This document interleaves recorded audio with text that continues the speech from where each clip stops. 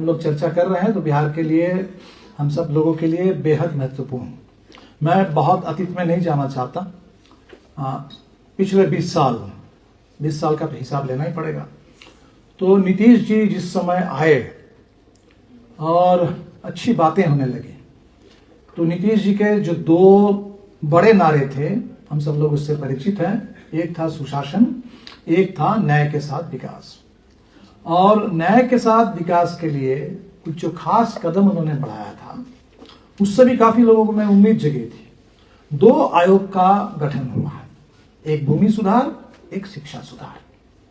दोनों ही बिहार के लिए क्रांतिकारी साबित हो सकता था, बड़ा बदलाव उससे आ सकता था। और संयोग से उस पूरे दोनों आयोग में हम लोगों से जो भी आयोगों ने मदद मांगी, हम लोगों ने पूरी मदद की, क्योंकि हम चाहते थे कि बिहार में बिल्कुल शिक्षा सुधार हो, भूमि सुधार हो। दोनों आयोग की जो रिपोर्ट बनी, रिपोर्ट बनने के बाद डी बंदोपाध्याय साहब से भी और मुचकुंद दुबे जी से भी बातचीत हुई। दोनों की बड़ी उम्मीद थी। डी बंदोपाध्याय ने तो कहा कि हमने तो देखिए रिपोर्ट आपको बहुत क्रांतिकारी नहीं लगेगी हमारे भूमि सुधार की रिपोर्ट, लेकिन ये समझ लीजिए कि I have deliberately watered it down. मैंने इसमें थोड़ा सा काफी इसको पानी मिला करके इसको कम कर दिया ताकि वो इम्प्लीमेंट हो सके, टू मेक इट इम्प्लीमेंटेबल। और मुचकुंद दुबे जी को भी यही भरोसा था कि बिहार में शिक्षा को लेकर पहले भी बात होती रही। मुझे बिल्कुल लगता है कि सरकार के पास वो इच्छा शक्ति है और नीतीश जी कुछ करना चाहते हैं और ये होगा। दोनों, बहुत उम्मीद दोनों की थी। और ये संयोग की शायद बात नहीं है, प्रयोग की ही बात होगी कि दोनों आयोग का गठन किया गया था। दोनों आयोग ने रिपोर्ट दी। दोनों आयोग की रिपोर्ट को लेकर के कुछ बातें हुई बिहार में, और दोनों आयोग की रिपोर्ट को ठंडे बस्ते में डाल दिया गया, खारिज कर दिया गया।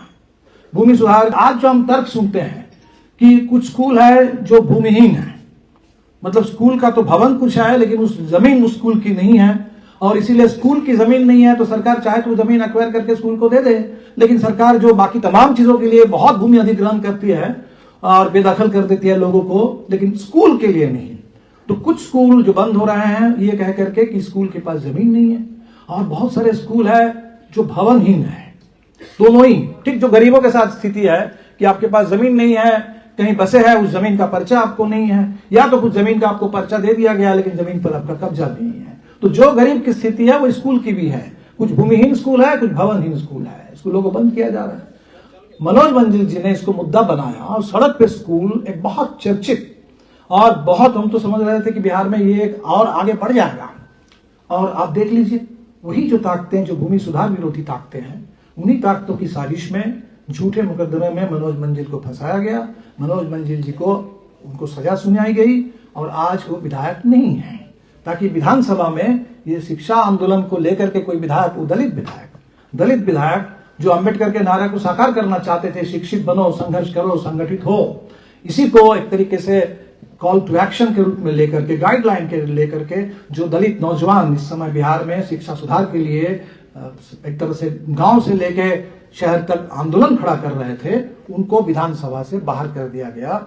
और मैं आपके सामने छोड़ता हूं, इसलिए मुझे लगता है कि ये जो ताकतें हैं बिहार में, क्यों शिक्षा सुधार नहीं हो पाता है, तो शायद शिक्षा सुधार को अलग थलग हम सोच नहीं सकते। आपको बिहार के एक सर्वांगीण विकास के बारे में सोचना होगा, और तभी शिक्षा से किनको दिक्कत है और किनको शिक्षा की जरूरत है, ये बात सामने आएगी, तब बात हम लोग समझ पाएंगे। तो नीतीश भुगत रहे हैं। जब नीतीश जी डबल इंजन बने, यानी जब मोदी जी के साथ दोबारा फिर मिल गए, दिल्ली में भी सरकार और यहां भी सरकार, तब 2 बड़ी बात हुई। एक बात पॉलिटिकल है, दोनों ही पॉलिटिकल है। शिक्षा नीति में मैं बाद में आता हूं। ये जो जेएनयू पर जो अटैक हुआ है, और सबसे पहले आज अगर हम देश में फांसीवाद की चर्चा कर रहे हैं, तो फांसीवाद ने निशाने पर सबसे पहले हिंदुस्तान में लिया तो जवाहरलाल नेहरू यूनिवर्सिटी को लिया। और जेएनयू को इसलिए नहीं लिया, अगर कोई ये समझते हैं कि इसलिए ले लिया क्योंकि वहां वामपंथियों का थोड़ा दबदबा है, ज्यादा बोलते हैं और इसीलिए मोदी जी को पसंद नहीं आ रहा था, नहीं, इसलिए नहीं। ये छोटी बात है, वामपंथी तो जहां भी रहेंगे बोलेंगे, मोदी जी को अच्छा लगे चाहे ना लगे। लेकिन जेएनयू भारत में बिल्कुल एक ऐसी संभावना है कि इस देश में एक पब्लिक फंडेड ऐसी यूनिवर्सिटी बिल्कुल हो सकती है, होना चाहिए, बल्कि जेएनयू जैसे ऐसे दर्जनों विश्वविद्यालय देश में होने चाहिए, जहां जिसके बारे में प्रचार किया गया कि एलिट बच्चे पढ़ते हैं और यहाँ बिल्कुल ऐसा माहौल है, वैसा माहौल है, बहुत एकदम देश से कोई लेना देना नहीं है, गरीब से लेना देना नहीं है। बिल्कुल उसका उल्टा, जहां गरीब घर के बच्चे जाते थे पढ़ने के, जाते हैं आज भी, पिछड़े इलाके के, डिप्राइव्ड इलाके, बैकवर्ड इलाके के लोग। और जब सोशल जस्टिस की बात यहां शुरू भी नहीं हुई, आरक्षण के इतने कानून भी नहीं बने, जेएनयू के हमारे वामपंथी छात्रों ने लड़ करके जेएनयू में ऐसे एडमिशन पॉलिसी बनाई जहां डिप्राइवेशन पॉइंट है, महिलाओं के लिए है, बैकवर्ड रीजन के लिए है, बैकवर्ड कास्ट के लिए था, जिस समय तक हमारे देश में पूरी तरह से शिक्षा में मंडल कमीशन भी नहीं लागू हुआ था। तो जेएनयू, जिसमें हमेशा हम समझते हैं कि जो बाबा साहब अम्बेडकर जो चाहते थे, कहते थे, कहना था, और जिसको खत्म कर देना चाहते हैं, ताकि देश में कोई जेएनयू जैसा कोई विश्वविद्यालय, जादवपुर जैसे कोई विश्वविद्यालय, ऐसे विश्वविद्यालय ना बने। तो इन विश्वविद्यालय हमला शुरू हुआ, ये जो टारगेटेड हमला शुरू हुआ कि विश्वविद्यालय में गरीब के बच्चे पढ़ने के लिए नहीं आएंगे, गांव से लोग नहीं आएंगे, किसान के बेटे, मजदूर के बेटे बेटियां नहीं आए। तो इसका मतलब क्या कि शिक्षा में बाबा साहब कहते थे कि भाई शिक्षित बनो। किस लिए कहते थे?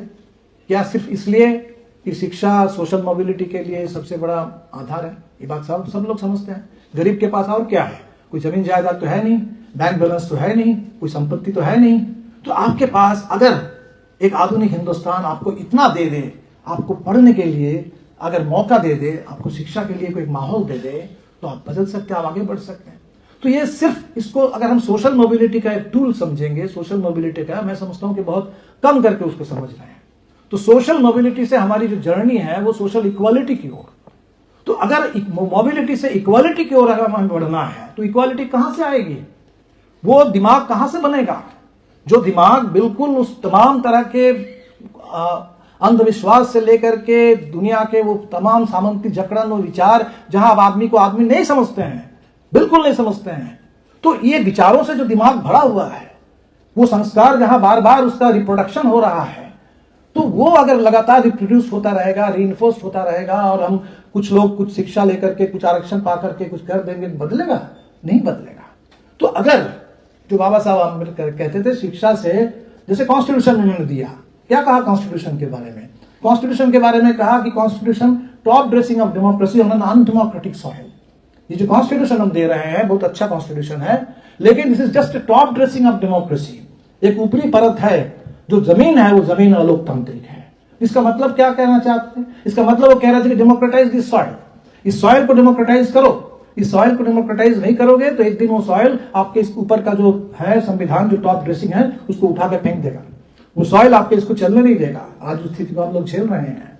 तो ये जो बात बार बार आ रही है कि उसमें जो कॉमन स्कूल सिस्टम में बात थी कि अगर एक ही स्कूल में गरीब के बच्चे, भूमिहीन दलित परिवार से आने वाले बच्चे, आपके सारे वीआईपी तथाकथित परिवारों के बच्चे, सो कॉल्ड प्रिविलेज सेक्शंस के बच्चे एक जगह अगर पढ़ेंगे, होगा उसमें कुछ तनाव भी होगा, कुछ रैगिंग भी हो जाएगी, बहुत सारी बातें होंगी, लेकिन एक कुछ समय के अंदर वो दिमाग बनने लगेगा, वो दिमाग बनेगा। आप जेएनयू में जाकर के बात करिए, जेएनयू में वहां लोग कहते हैं कि जो आते हैं उत्तर भारत से छात्र आते हैं, क्या वो बहुत जेंडर सेंसिटिव होकर के जेएनयू जाते हैं? नहीं।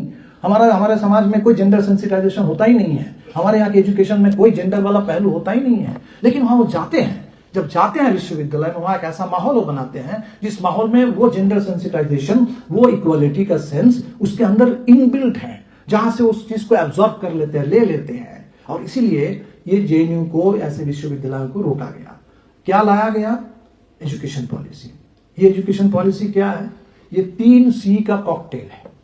वो 3C का कॉकटेल है, बिल्कुल कमर्शियलाइजेशन। एजुकेशन एक कमोडिटी, एजुकेशन खरीदो, जिसके पास में पैसा होगा खरीदेगा।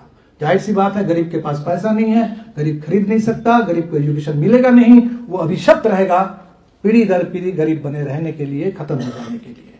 तो एजुकेशन एक सोशल, जिसको हम लोग कहते हैं कि एक सोशल कैपिटल अगर कहते हैं, एक एकाधिकार है, तो प्रिविलेज के लिए वो एकाधिकार बना रहेगा। इसके लिए कमर्शियलाइजेशन, प्राइवेटाइजेशन के जरिए। कम्युनलाइजेशन, बिल्कुल कम्युनलाइजेशन अभी हो रहा है, बिल्कुल हो रहा है। उसमें तमाम जितने मौके मिल सकते हैं, इसको निकाल दो, सिलेबस ये निकाल दो, वो निकाल दो। वो बिल्कुल दिमाग वो बनना चाहिए हिंदुस्तान में, जो भारत की डाइवर्सिटी को, भारत के मल्टी रिलीजियस कैरेक्टर को, भारत के पूरे इतनी विविधता को बिल्कुल समझने के लिए तैयार नहीं है। और उनके दिमाग में कोई एक कथित कोई गोल्डन पीरियड है कि कभी सपना देखते हैं और उसी को बनाना चाहते हैं। अखंड भारत का कोई सपना है तथाकथित, जिसका कोई ऐतिहासिक आधार नहीं है। तो इस तरीके के अहिस्टोरिकल चीजों को थोपने के लिए कम्युनलाइज करना जरूरी है। और तीसरा है सेंट्रलाइजेशन, जो हम बहुत खुशी है कर्नाटक की सरकार, तमिलनाडु की सरकार, अभी हम गए थे तमिलनाडु में भी एक फेडरलिज्म पर बात हो रही थी, बल्कि वहां लोग ये कह रहे थे कि भाई फेडरलिज्म तो इतना बड़ा मुद्दा है, लेकिन आपके बिहार में फेडरलिज्म को लेकर इतनी चर्चा क्यों नहीं होती। हमने कहा कि इस बात को अगर समझना हो, क्योंकि देश को 2 हिस्से में बांट दिया गया, बड़े हिस्से में तो डबल इंजन की सरकार है, तो जहां डबल इंजन की सरकार है वहां कैसे फेडरलिज्म की चर्चा होगी। वहां तो फेडरलिज्म तो एकेडमिक मामला है। लेकिन जहां अपोजिशन रूल स्टेट्स है वहीं तो फेडरलिज्म पर लोगों को दिखेगा कि हाँ फेडरलिज्म पर अटैक हो रहा है। जो जिसकी शुरुआत कश्मीर से हुई, 370 खत्म करके उसका कश्मीर के सिर्फ कॉन्स्टिट्यूशनल स्टेटस नहीं खत्म किया गया, उसके राज्य का दर्जा खत्म कर दिया गया। आज तक किसी ने कभी सोचा नहीं है। यूनियन टेरिटरी से स्टेट में प्रमोशन हो सकता है, गोवा को हुआ था, और कश्मीर जो इतने सालों से एक स्टेट था, उस स्टेट को 2 यूनियन टेरिटरी में कर दिया जाएगा। दिल्ली की सरकार, उसके पास जो अधिकार थे छीन लिया गया। तमिलनाडु में, कर्नाटका में, बाकी जगह चल रहा है, कभी लैंग्वेज के नाम पर, कभी इसके नाम पर, उसके नाम पर, इनको बिल्कुल प्रताड़ित करने और किनारे करने, धकेल देने, मार्जिनलाइज करने की पूरी कोशिश हो रही है। तो सेंट्रलाइजेशन, ये तीनों सी का जो कॉकटेल है, तो वो तीनों सी का कॉकटेल बिहार के लिए तो सबसे घातक, सबके लिए घातक है, तो बिहार के लिए तो सबसे ज्यादा घातक होगा, सबसे ज्यादा घातक होगा। अभी नीतीश जी ने ही जो सर्वे कराया, जिस सर्वे से पता चला कि बिहार में 94 लाख से भी ज्यादा परिवार हैं जो 6000 से कम मंथली आमदनी पर जिंदा है। अब जरा सोच लीजिए, एक पूरा परिवार, उस पूरे परिवार की कुल आमदनी, 4-5 लोगों का परिवार है, कुल आमदनी 6000 से कम। तो 6000 से कम आमदनी वाला जो परिवार है उसके लिए तो जिंदा रहना ही मुश्किल है, और जिंदा रहने के लिए भी उनको कर्ज लेना पड़ रहा है, जिस पर अभी बिहार में चर्चा कम हो रही है। कर्ज के चलते आत्महत्याएं शुरू हो गई है, माइक्रो फाइनेंस का जबरदस्त हमला है पूरे बिहार में। तो वो गरीब परिवार में वहां तो शिक्षा कहां से क्या आ पाएगी, इस पूरे निजीकरण की होड़ में प्राइवेट शिक्षा कहां से आएगा। तो बिहार के लिए तो ये न्यू एजुकेशन पॉलिसी बिल्कुल बिहार को खत्म करने का, बर्बाद करने का, हमेशा हमेशा के लिए पिछड़ा बना के रखने का जरिया है। और मुझे लगता है कि इसके पीछे और एक बड़ी साजिश होगी। वो सिर्फ भूमि सुधार रोकने वाले और शिक्षा को रोकने वाले लोगों की दिमाग नहीं है, और भी बड़ा दिमाग काम कर रहा है। वो दिमाग क्या है, हम लोग बिहार में विशेष राज्य का दर्जा मांगते हैं। नीतीश जी एक समय जब सिंगल इंजन थे तब बोलते थे कि हाँ हमको विशेष राज्य का दर्जा चाहिए। जब डबल इंजन हो गए, जब विशेष राज्य का दर्जा लेने का समय आ गया, और तब वो डबल इंजन वाली बात, विशेष राज्य वाली बात छोड़ दी है। हम विशेष राज्य इसलिए कहते हैं, गरीब है, पिछड़ा है ऐतिहासिक तौर पर। लेकिन बिहार को ये समझना जरूरी है कि बिहार को एक किस्म का विशेष राज्य का दर्जा मिला हुआ है। वो क्या विशेष राज्य है, क्या है बिहार का role? Bihar labour exporting zone है। बिहार से सस्ता मजदूर, वो गिरगिटिया मजदूर के जमाने से, इंडेंचर्ड लेबर के जमाने से, बिहार से मजदूरों को बाहर भेजो, बिहार से सस्ता श्रम मिलेगा। बिहार के अंदर मजदूरों के अधिकार बढ़ने मत दो, बिहार के अंदर मजदूरी बढ़ने मत दो। बिहार में मजदूरी नहीं बढ़ेगी, बिहार में अधिकार नहीं बढ़ेगा, तो जाहिर सी बात है लोग बाहर भी जाएंगे, और कोई भी काम मिल जाए, सस्ते में मिल जाए, करने के लिए तैयार रहेंगे। पूरे देश में मजदूरों के ऊपर दबाव रहेगा कि मजदूरी बढ़ेगी, देश में वो डिप्रेस्ड रहेगा, और ये लेबर एक्सपोर्ट चलता रहेगा। ये बिहार का ही लेबर है जो गुजरात में जाता है तो गुजरात मॉडल बनता है। ये बिहार का ही लेबर है जो कर्नाटका में भी काम करता है। ये बिहार का ही लेबर है जो केरल में भी काम करता है। और हमने कोविड के दौर में देख लिया कि बिहार के मजदूर किस तरह से पैदल घर लौट के आ रहे थे। तो शायद अगर एजुकेशन हो जाएगा, बिहार बदल जाएगा, तो बिहार में ये जो परमानेंट पिछड़ापन का ट्रैप है, ये जो लेबर एक्सपोर्ट जोन के रूप में बिहार का स्पेशलाइजेशन कर दिया गया, जॉब डिवीजन है कि बिहार को ही काम करना है, तो वो तो खत्म हो जाएगा।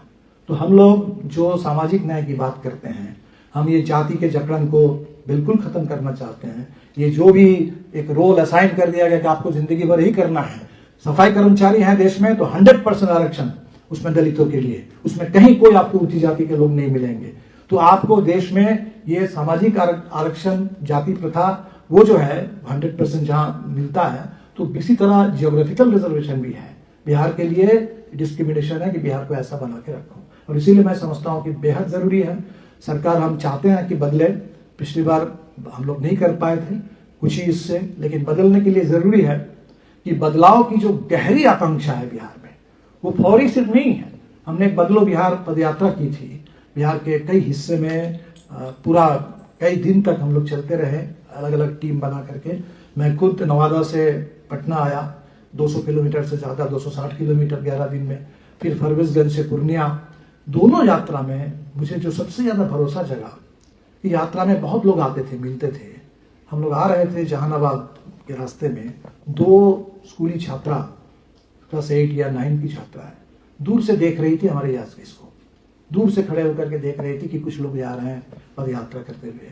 नजदीक आई, आकर के उन्होंने पूछा कि हम लोग भी यात्रा में शामिल हो सकते हैं। हमने कहा बिल्कुल, हमारे लिए सबसे बड़ी बात होगी, इससे बड़ा हम क्या उम्मीद कर सकते हैं।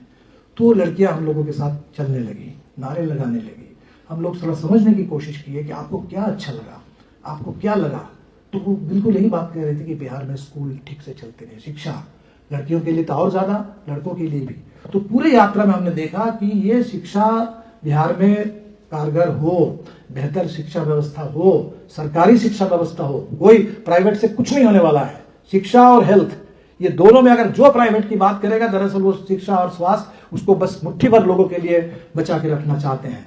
इसमें ठीक है, कोई प्राइवेट सेक्टर होगा, उसका कोई रेगुलेटेड रोल होगा, उसका कोई रेगुलेशन भी अभी नहीं है। ये बिल्कुल सरकार की जिम्मेदारी है, बिल्कुल। सरकार अगर ये काम नहीं कर सकती तो क्या किस बात के लिए सरकार है? सुरक्षा तो दे ही नहीं सकती। हमारे 2000 पर्यटक वहां गए थे, उनके लिए एक भी पुलिस वाला नहीं था, कोई सुरक्षा का सिस्टम नहीं है। तो सरकार ना तो लॉ एंड ऑर्डर देती है, सरकार कुछ नहीं करती है।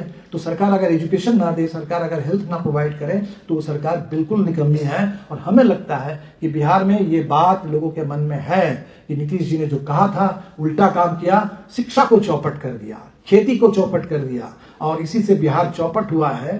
तो बिहार को ठीक करने के लिए ये जो बदलाव की बहुत गहरी आकांक्षा है, इस आकांक्षा का कोई कास्ट बाउंड्री नहीं है, इस आकांक्षा का कोई जेंडर बाउंड्री नहीं है, इस आकांक्षा का कोई सोशल इंजीनियरिंग नहीं है। ये पूरे बिहार के जन जन से, गांव से, शहर से, जमीन से उठने वाली आवाज है। इस आवाज को हम लोग ठीक से अगर समझें, और बिल्कुल जो इंडिया गठबंधन बना है, पहले से इस बार थोड़ा बेहतर ढंग से हम लोग कोऑर्डिनेटेड ढंग से काम करने की कोशिश कर रहे हैं। तो हम लोग बिल्कुल, हमें लगता है कि जो नई शिक्षा नीति का हमला है उसको बिल्कुल रोकना होगा बिहार में। उस हमले के आगे सरेंडर करके बिहार बिल्कुल नहीं आगे बढ़ सकता है। वो उस हमले का बिल्कुल प्रतिरोध करते हुए, रोकते हुए, और इसमें हम कर्नाटक के साथ हैं, इसमें हम तमिलनाडु के साथ हैं, इसमें हम उन तमाम राज्यों के साथ हैं जो आज इस सेंट्रलाइजेशन के बुलडोजर को रोक रहे हैं। बुलडोजर राज किसी भी रूप में, वो गांव में गरीब के सामने जो बुलडोजर है उसको भी रोकना होगा, मुस्लिम के सामने जो बुलडोजर है उसको भी रोकना होगा, राज्यों के सामने जो बुलडोजर चल रहा है इस बुलडोजर को भी बिल्कुल रोकना होगा। और इस बुलडोजर को रोकते हुए ही आप लोग आगे बढ़ पाएंगे। बस आपसे बात खत्म मैं करने वाला हूं। 20 मई को एक हड़ताल होने वाली थी। हड़ताल मजदूरों की थी, लेबर कोड के खिलाफ, निजीकरण के खिलाफ। और हमने उस समय भी बिहार के छात्र नौजवानों से ये आग्रह किया था कि इसको सिर्फ मजदूरों का मुद्दा मत समझिए। जो मजदूर का मुद्दा है वो तो नौजवानों का भी मुद्दा है। वो निजीकरण जो है, वो निजीकरण मजदूर के लिए खराब सिर्फ नहीं है, आपके लिए भी है। वो आरक्षण खत्म हो जाएगा निजीकरण में, वो हो ही रहा है खत्म। पूरे आरक्षण को रोक दिया गया, लेटरल एंट्री है, निजीकरण है, सरकारी नौकरियां गायब है, वहां अग्निवीर है। तो ठेकाकरण और निजीकरण के दौर में कौन सा अधिकार है? इसीलिए वो उसमें ट्रेड यूनियन ने उसको आगे बढ़ा दिया है डेट। अब डेट है 9 जुलाई। आप लोगों से अपील करेंगे, जो यहाँ हमारे छात्र हैं, जो शिक्षक हैं, जो पूरे बिहार के सचेत नागरिक हैं, कि मजदूरों का खुलकर साथ दीजिए, किसानों का साथ दीजिए। मजदूर, किसान, छात्र, नौजवान, महिलाएं बड़ी एकता अगर बने तो निश्चित तौर पर बिहार के बदलाव की जो आकांक्षा है हम उसके वाहक बनेंगे। और उसको सिर्फ वाहक नहीं बनेंगे, उसको बिल्कुल साकार करेंगे इसी बिहार के अंदर। और बिहार, अंबेडकर ने जिस शिक्षा के बारे में सोचा, अंबेडकर अकेले नहीं, अंबेडकर के पहले थे फूले। जहां भी सामाजिक न्याय की बात हुई उसके साथ अनिवार्यतः शिक्षा की बात हुई है। आप उसमें फूले हैं, आपके सावित्रीबाई फूले हैं, फतिमा शेख है। हमारे बंगाल में बहुत ज्यादा जाति के खिलाफ आंदोलन नहीं हुआ। कुछ लोग पता नहीं क्या समझते हैं कि बंगाल में बहुत जाति नहीं है, तो गलत बात है, वहां भी काफी कुछ है। लेकिन शिक्षा के लिए बहुत आंदोलन हुआ, महिलाओं की शिक्षा के लिए, बच्चों की शिक्षा के लिए, वो विद्यासागर राममोहन के जमाने से आंदोलन हुआ। तो जहां भी आधुनिक भारत की कोई कल्पना है, समाज में आगे बढ़ने की कोई कल्पना है, मानवाधिकार की कोई कल्पना है, लोगों की जिंदगी के गरिमा की कोई कल्पना है, वहां हर जगह शिक्षा आंदोलन रहा है। तो बिहार शिक्षा आंदोलन के बल पर आगे बढ़ेगा। आप सभी लोगों का बहुत बहुत शुक्रिया।